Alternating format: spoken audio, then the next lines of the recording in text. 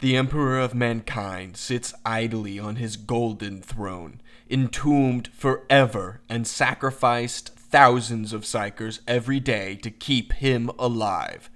But this corpse emperor isn't dead, not fully. During the plague wars for Ultramar, Guilliman would return to his father and speak to him, ask him for guidance. What he would get in return as a response would haunt him. An excerpt from GodBlight by Guy Haleys. He was in the dust of a corpse king's court. He was before a resplendent emperor of all the ages. "Father!" he said, and when he said that word, it was the last time he had meant it. "Father, I have returned." Guilliman forced himself to look up into the pillar of light, the screaming of souls, the emptied-eyed skull, the impassive god, the old man, yesterday's savior. "What must I do? Help me, Father! Help me save them!" In the present, in the past, he felt Mortarian's wordless presence at his side. He felt his fallen brother's horror. He looked at the Emperor of Mankind and could not see. Too much, too bright, too powerful. The unreality of the being before him stunned him to the core. 100 different impressions, all false, all true, raced through his mind. He could not remember what his father had looked like before, and Roboute Guilliman forgot nothing. And then, that thing.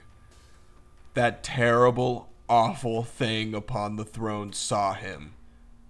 "My son," it said. 13, it said.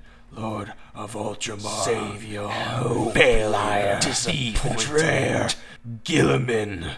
He heard all these at once. He did not hear them at all. The Emperor spoke and did not speak. The very idea of words seemed ridiculous. The concept of them a grievous harm against the equilibrium of time and being. Roboute Guilliman. The raging tempest spoke his name, and it was as the violence of a dying sun rains upon its world. "Guilliman! Guilliman! Guilliman!"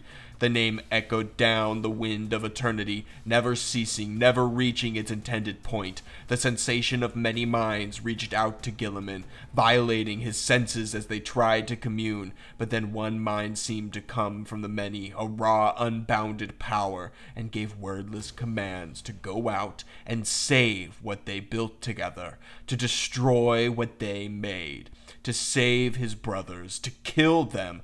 Contradictory impulses, all impossible to disobey, all the same, all different. Futures, many and terrible, raced through his mind, the results of all these things, should he do any, all, or none of them.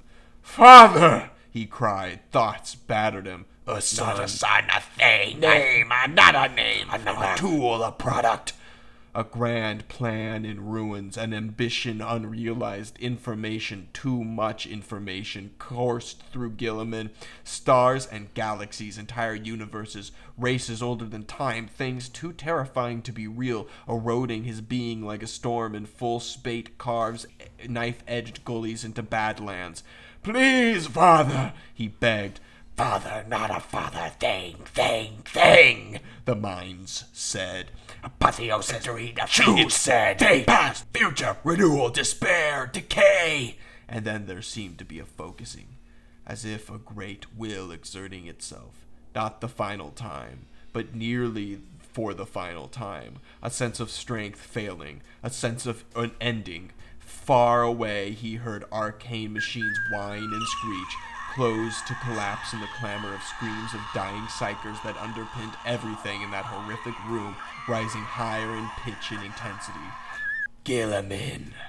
The voices overlapped, became almost one, and Guilliman had a fleeting memory of a sad face that had seen too much and a burden it could barely countenance. "Guilliman, hear me.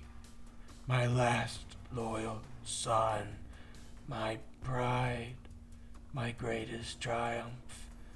How these words burned him. Worse than the poisons of Mortarion. Worse than the sting of failure. They were not a lie, not entirely. It was worse than that. They were conditional. My last tool. My last hope. A final drawing in of power. A thought expelled like a dying breath. Guilliman.